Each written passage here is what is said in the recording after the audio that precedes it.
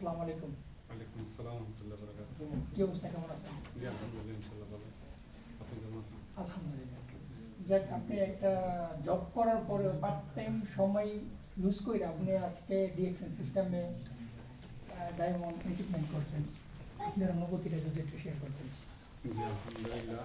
আপনাদেরকে আসলে আমি কিন্তু প্রবাসের মধ্যে কিন্তু স্টার ডায়মন্ড বিষয় আসিনি। আমি আসছি জব করার বিষয়, কোনো মালিকের আন্ডারে। যাক আলহামদুলিল্লাহ, সেখান থেকে আমি আমার অত্যন্ত পরিশ্রমের বিনিময়ে ইনশাআল্লাহ আলহামদুলিল্লাহ এটা আমার বিশ্বাস ছিল যে আমি ইনশাআল্লাহ অর্জন করতে পারবো।